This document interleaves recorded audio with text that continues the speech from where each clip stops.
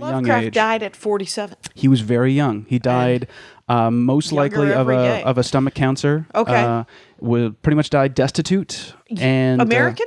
American, Providence, Rhode Island. He lived in Providence, Rhode Island for asterisk his whole life. He did have a brief stint living in New York with his one-time wife, Sonia Green, I think for about maybe less than 2 years, and they unhappily divorced. She was also an author. Okay. And she actually collaborated. One of my favorite stories is a secret collaboration with her, and I think her influences give it a lot more humanity than most of his other stories. Because there's some kind of themes in that story. It's called The Horror at Martin's Beach. The Horror at Martin's Beach, which I can, I'll just summarize quickly here, just because I love that story. And I think it is kind of a great Lovecraft story.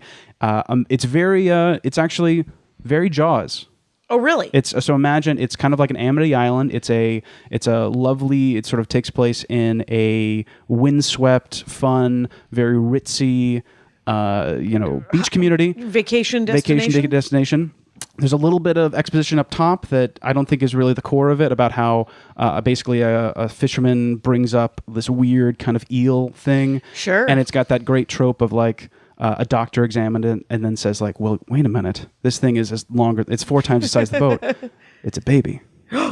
Which is great. Dun, dun, dun. So they drag that thing up. Yep. Cut to a really ritzy, you can imagine just kind of like on a beach bluff restaurant, black tie, lots of white folks dining, having a good time. It's a Saturday night. Then all of a sudden, out of the distance, you hear screaming, very much like the opening of Jaws, where it's clearly a woman drowning, screaming. So the diner's like, whoa, whoa, whoa. Lifeguard is called down. They rush down to the beach. You can see, it's because it's pitch black at night, you can see there's sort of a thrushing in the surf. Right. They do the toss. They try to bring it out.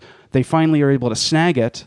And then you got kind of 2 burly lifeguard guys. You imagine them in kind of the 1920 striped outfits. They start dragging in, but they're being kind of pulled out. They're like, oh. So then all of a sudden, all the kind of men in their tuxedos, and they grab the rope as well. Right. There's like 15 guys on this line, but it's just kind of dragging. All of a sudden, they realize, for some reason, psychologically, or just some sort of telekinetic force is beholding them to the rope. And now that rope, like a fishing line, is reeling them in. And it's this sort of horrible, detailed of, it's drowning is the worst when it's, in shallow. You can imagine, like, you never, remember, did you see Dunkirk? No. Or anyway, inch by inch, these people being dragged in, and the rest of the crowd is just silent as these strong men are straining against this line, are just dragged in to the surf. So the women and children and the wait staff are just sort of watching this happen. They're just watching this happen. I love the idea of the wait staff. Yeah, no one lifts a finger. And they're like, no, my side work is done. Oh. And that's the end of the story. And that's the end of the story? That's the end of the story. We never really figure out what was that entity. We are assuming, because we're maybe connecting dots of like, is that the mother fish taking revenge on the humans that took her baby? Right. Who can say? We cannot. Who can say? So that's a quick synopsis of the Horror of Martin's Beach, and that was written in like the 20s.